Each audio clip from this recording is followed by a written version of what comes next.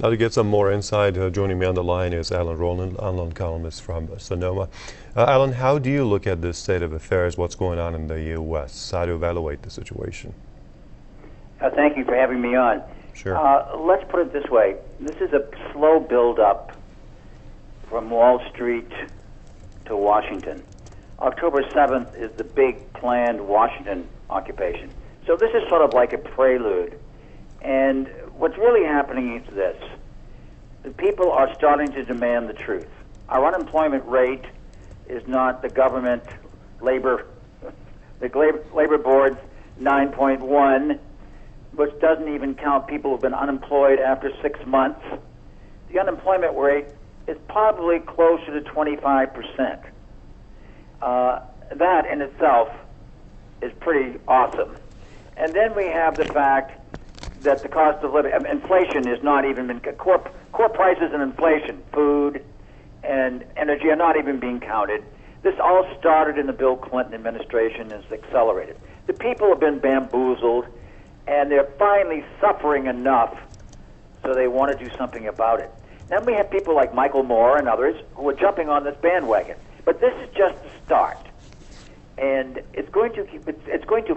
but New York, California, it's happening in California too, but mainly Chicago and LA, that's the slow build to Washington.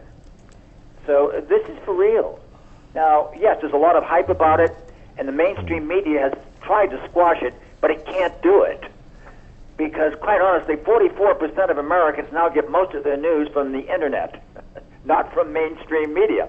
And the Internet, alternative press, including myself, are right on this. So this is a forest fire that's gradually developing into something much larger than that. But the climax will be in Washington. So it's very interesting watching this happen. Okay, Alan, we hear that the protests are against unemployment, like you also mentioned rightly, inflation, poverty, and also social inequality. Could you elaborate on that aspect of social inequality for us a little bit?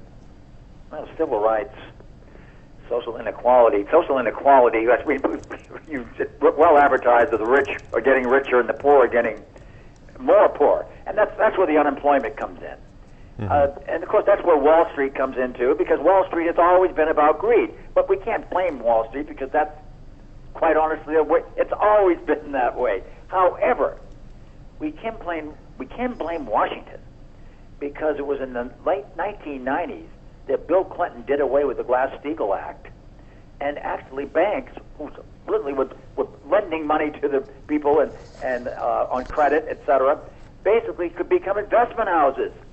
And so they all started playing the investment game. And that's exactly what's happened. Now it's all blown up into a big bubble.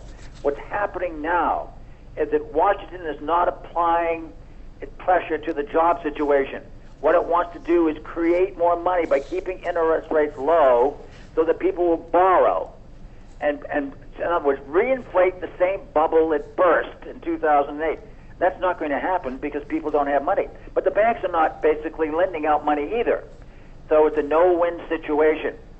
So people are now reaching the place where they're getting infuriated. And that's when they take to the streets. I predicted this some time ago, as other columnists have too. And it's going to get worse because the economic figures are going to get worse. The so-called double-dip recession has actually been a depression. QE2, the quantitative easing, all it did was just give a slight bounce to a rapidly disintegrating depression.